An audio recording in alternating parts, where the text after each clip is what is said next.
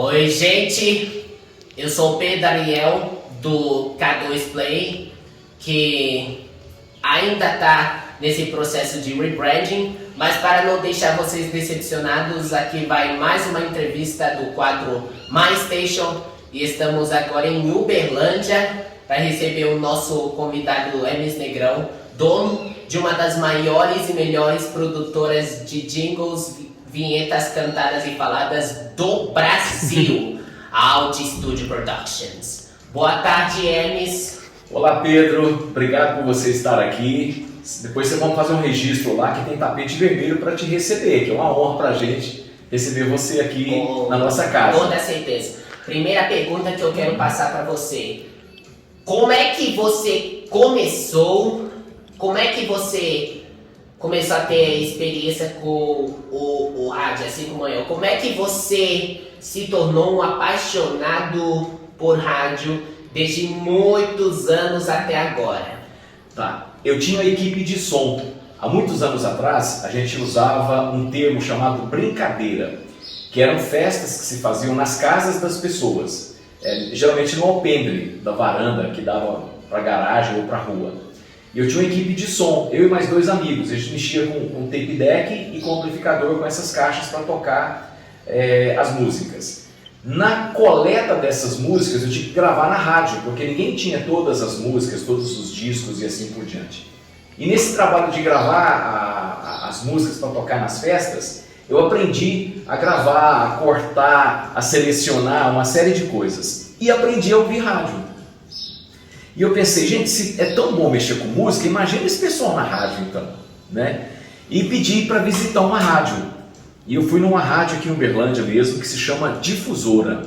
Ela nem existe com esse nome mais, depois ela se transformou em Extra FM, agora ela está arrendada agora. E aí nessa rádio eu me encontrei nesse local. Quando eu cheguei lá e eu vi os toca-discos tocando, gravador de rolo, foi um negócio mágico para mim. E eu fiquei lá insistindo com o pessoal para me deixar fazer um teste, até que eu venci eles pelo cansaço. Fiz o teste e comecei a trabalhar como operador de áudio. Nossa, muito legal da sua parte. E agora vamos para a segunda pergunta. Quando foi que você começou a Audi Studio? Quer dizer, a produtora, vocês começaram já trabalhando com vinhetas, jingles de rádio para todo o Brasil ou não? Você era mais uma gravadora de toca-discos e masterização de CDs? Tá, é bem antes disso, bem antes de masterizar CD e etc. Em 1989, quando eu abri a Audi Studio, tecnologia era muito raro, era muito caro comprar equipamentos para produção. Então o máximo que eu tinha no estúdio quando eu comecei eram microfones, tape decks, gravador de rolo e toca-disco. Então eram coisas bem básicas. Nessa época eu comprei um SPX. O SPX é um aparelho que é o antecessor dos plugins. Então você podia conseguir fazer efeitos na voz passando por aquele aparelho. Então tinha delay, tinha reverb, tinha pitch que poderia engrossar a voz e tal. Isso começou a fazer uma revolução no estúdio. Mas a gente começou como uma produtora que gravava comerciais para rádio, primeiro trabalho, áudio para carro de som e áudio para espera telefônica. Depois de uns 5 anos começamos a gravar discos, mais uns 5 anos começamos a gravar CDs, foi evoluindo o trabalho. Aí sim, começou o trabalho de masterização. E vinhetas, só entrou na Audi Studio vinhetas cantadas no ano 2000. Então foram quase 11 anos depois que o estúdio começou, que a gente começou a focar em vinheta. Quando produção de discos e CDs começou a cair, eu quis um novo segmento para o estúdio atuar.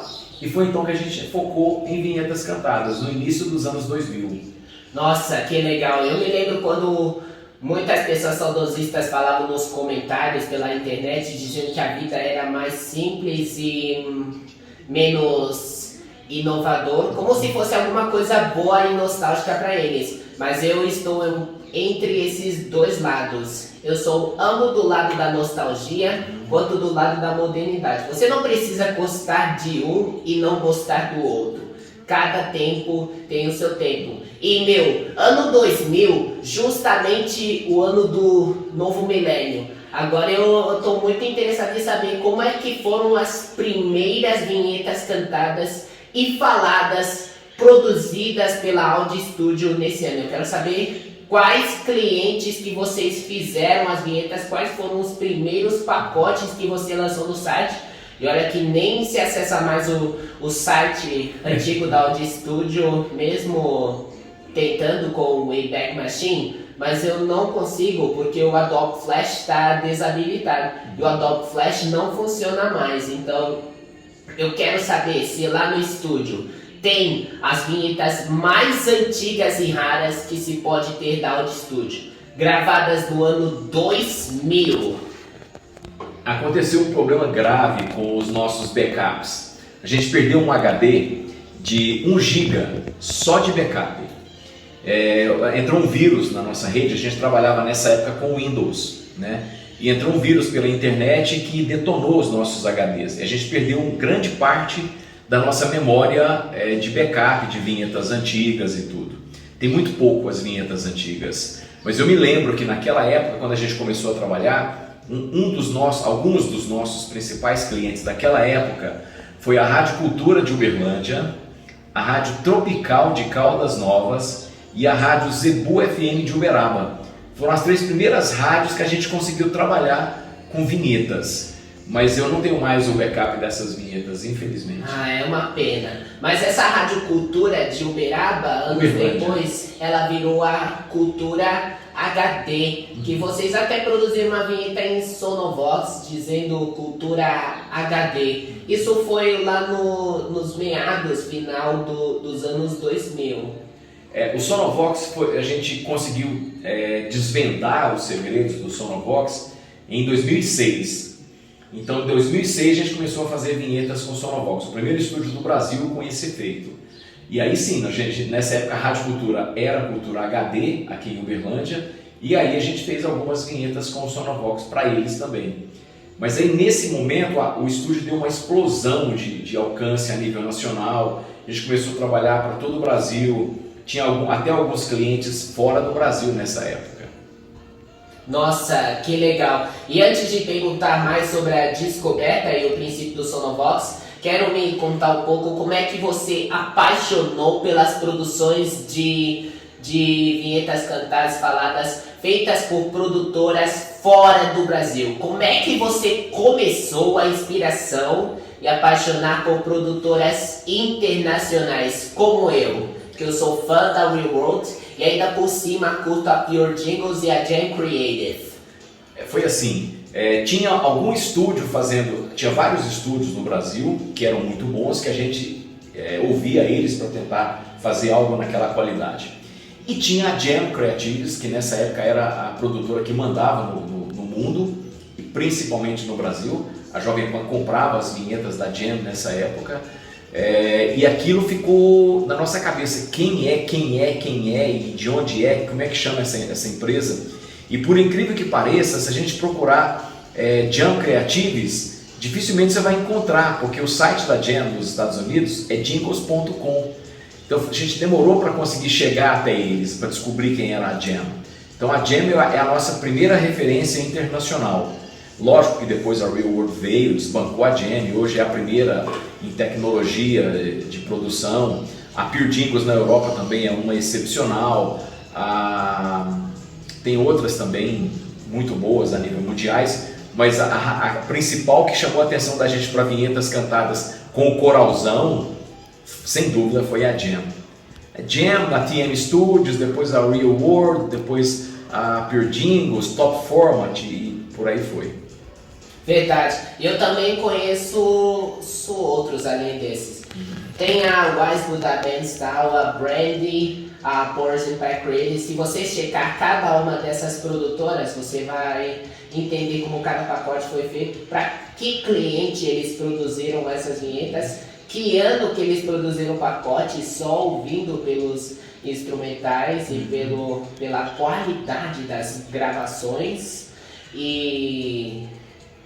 E um dos pacotes que a Jovem Pan usou de referência da Jam Creative Foi em 1996. Pacote original era para BBC Radio 1 da Inglaterra.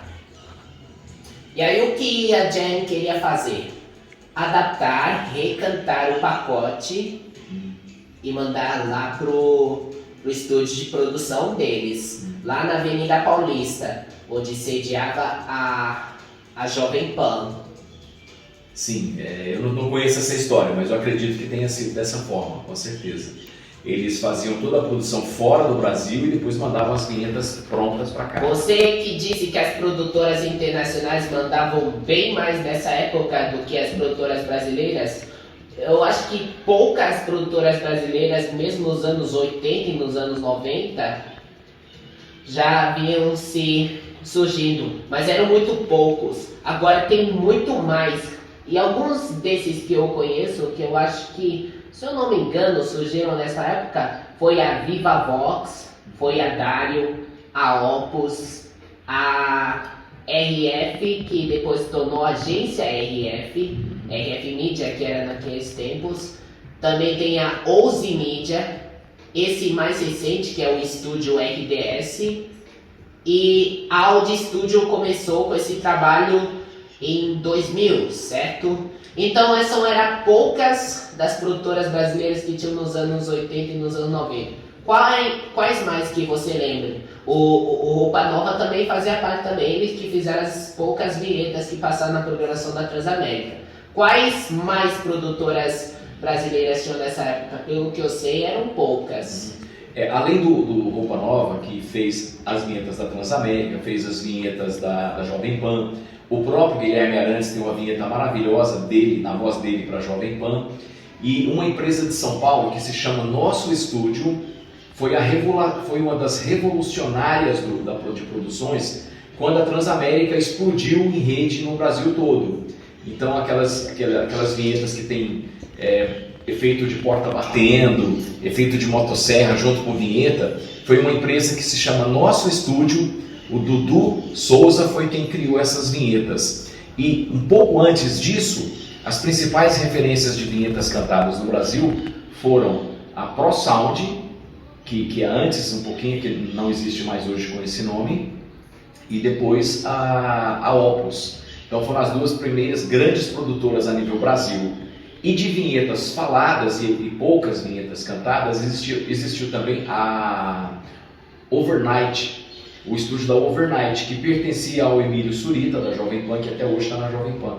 Então foram os três principais estúdios que deram origem a todos esses que você citou e alguns outros que você nem citou, mas hoje deve ter no Brasil umas 20 produtoras de vinhetas, mais ou menos. Mas tudo originária dessas três produtoras do Brasil, que é a Pro Sound, a Overnight e depois a Opus. Produtoras internacionais eu acho que é 20 ou até mais do que aqui no Brasil. Mas as internacionais elas estão mais focadas no mundo, né? Se você pega o mundo todo. Agora nós estamos falando de 20 produtoras só no Brasil. Então o mercado brasileiro está bem concorrido, bem disputado. E isso fez com que a qualidade melhorasse. A qualidade de produção, a qualidade vocal. Às vezes eu não tenho certeza qual é o estúdio, qual é a produtora que faz as melhores vinhetas cantadas e faladas para a rádio, dependendo do formato, estilo, gênero musical que passar na rádio. Muito provavelmente, eu gosto muito de escutar suas produções, as produções da Audi Studio. Obrigado. Mas como referência tem também a Opus, essa que você citou, que já existia, mas que agora está entre todas essas outras. A RDS também eu recomendo. Tem também o pessoal lá da Viva Vox, tem o pessoal de um site chamado radiovinhetas.com, que agora faz parte do Timbu Studio. E tem também a Ouse Media, outra que também pode se fazer referência é a Sonoplay Studio. A Sonoplay é quase no mesmo nível da agência Exaltar lá de São Paulo, mas se tem uma produtora que faz vinhetas mais inovadoras com coral padrão internacional, que vozeirão todo inspirado na Jam e na Real World e que tem os clientes mais ouvidos e mais consagrados de todo o Brasil, é simplesmente a Audi Studio. Ô, Pedrão, olha, vou mandar fazer pão de queijo para você hoje, tá em Minas, para compensar essas palavras belas aí que deixam a gente realmente cheio de alegria de ouvir. Porque você é uma pessoa que é extremo conhecedor do material lá fora e do pessoal do Brasil também. A gente fica feliz que você goste das nossas produções, que você esteja conosco aqui hoje.